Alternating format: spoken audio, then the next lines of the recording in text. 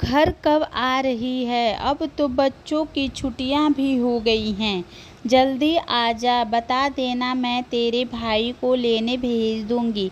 सुनिधि की mummy phone पे सुनिधि से कह रही थी। वक्त मिलेगा जब आ जाऊंगी कहकर सुनिधि ने फ़ोन रख दिया।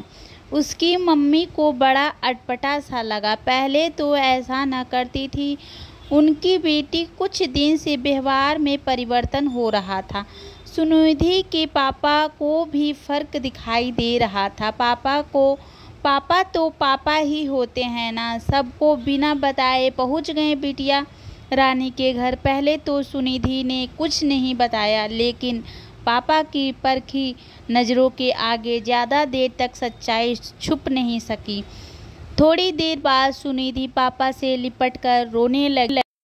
पापा, इनकी जॉब चली गई है। घर पर बहुत परेशानी चल रही है। जब से इनकी जॉब गई है ये बहुत चिड़चिड़े हो गए हैं। घर में हर वक्त तनाव का सा माहौल रहता है। खर्चों की भी समस्या हो रही है। ऐसे में अगर मैं इनको छोड़कर छुट्टी मनाने मायके जाऊंगी तो इनका मन और उखड़ जाएगा।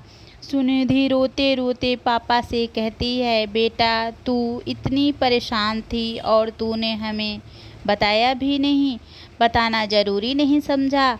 हम क्या मर गए हैं? अभी हमारे पास जो कुछ भी है तुम्हारा ही तो है। सुनिधि के पिता उसे समझाते हुए बोले, नहीं पापा, मैं अब आपसे कुछ नहीं ले सकती। हर्षित को अच्छा नहीं लगेगा और वैसे भी आपके पैसे पर हक आपकी बहू बेटों का ही है।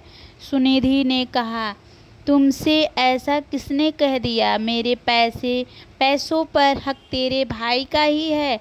मैंने तो कहीं फ़र्क नहीं किया तुम दोनों भाई बहनों में। फिर तेरा भाई ही मालिक कैसे हो गया और तू पराई कैसे?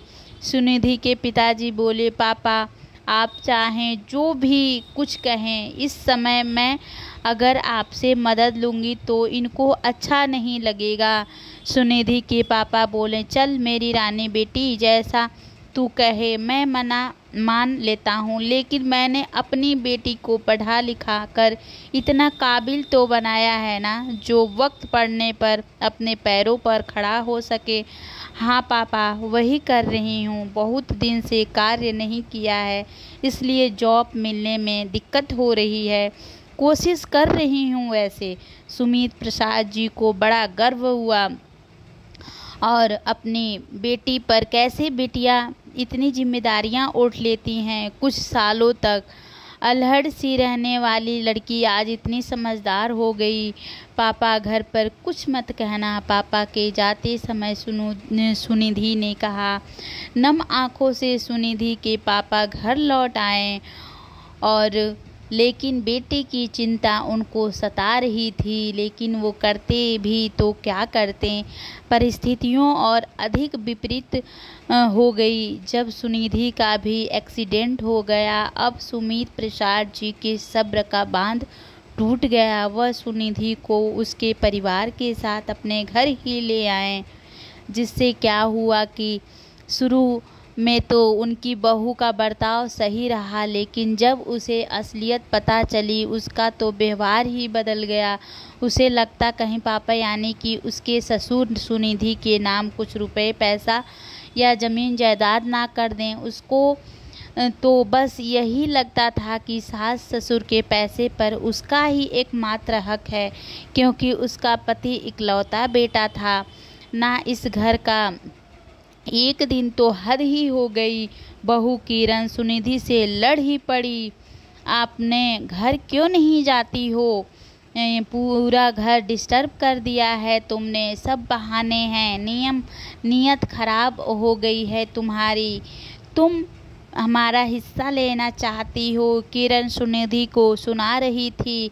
उसकी यह बात सुनकर पूरे घर को बहुत बुरा लगा। सुनिधि बहुत रोई। सुनिधि के पिताजी सुमित प्रसाद जी ने वैसे तो बहू के कभी मुंह नहीं लगे, पर आज अपनी सर से ऊपर पानी सर से ऊपर हो गया था, इसलिए उन्हें बोलना पड़ा। उन्होंने अपनी बहू बेटों से कहा कि तुम्हारे 2 बच्चे हैं, तुम्हें इनमें से कौन सा अधिक प्यारा है। किरण को लगा कि उसके ससुर का दिमाग खराब हो गया है। यह भी कोई पूछने की बात है, उसे तो अपने दोनों बच्चे ही बहुत प्यारे हैं। तो फिर क्या हुआ? उसके ससुर ने कहा, कल को तुम अपनी बेटी की शादी करके उससे मुंह मोड़ लोगी क्या? उसके सुख दुख से तुम्हारा कोई सरोकार नहीं होगा क्या? दुख की अवस्था में तुम उसे मुंह मोड़ लोगी, ये बताओ।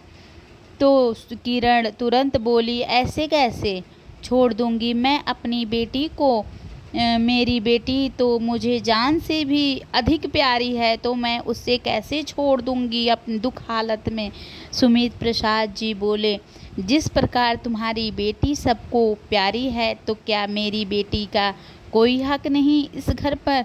वैसे तो हिंदुस्तान में अधिकांश जमीन जायदाद बहू बेटों के हिस्से की आती है, लेकिन परिस्थिति के अनुसार मुझे कुछ फैसला लेना होगा, क्योंकि मेरी बेटी भी मेरा ही है। किरण, तुम अपने पति और बच्चों के साथ अलग रहने जा सकती हो। यह घर हमारा है और इस घर पर सबका हक है। मैं करोड़ों की जायदाद तुम्हारे लिए छोड़ दूं और मेरी बेटी दर बदर ही की ठोकरें खाती रहे, यह तो कोई उचित बात तो नहीं होगा। ससुर की शक्ति देखकर किरण चुप हो जाती है। उसे अपनी औकात पता पड़ चल जाती है। पति की कमाई पर इतना ऐशो आराम थोड़ी कर पाएगी। कितनी शान शौकत सी जिंदगी बसर कर रही है। अब तो किरण शांत हो गई, लेकिन सुमित प्रसाद जी जानते थे कि यह चुप्पी ज़्यादा दिन की नहीं है, इसलिए उन्होंने कानूनी कार्रवाई करके अपनी बेटी सुनिधि और उसके बच्चों के भविष्य के लिए कुछ हिस्सा सुरक्षित किया। और फिर क्या हुआ? सुमित प्रसाद जी भी आज अपराध बोध से मुक्त थे कि उन्होंने अपनी बेटी को बीच मझधार में नहीं छोड़ा। बेटियां भी तो घर का ही हिस्सा होती हैं। इस आंगन से पालकर दूसरे आंगन में चली जाती हैं, लेकिन परिस्थिति में विपरीत हो जाती हैं। Thank you so much for watching. अगर आपको ये वीडियो अच्छी लगी तो प्लीज़ लाइक सब्सक्राइब करें, और प्लीज़ आप लोग ऐसा बिल्कुल भी मत सोचें, मिलजुल कर रहें। Thank you so much for watching.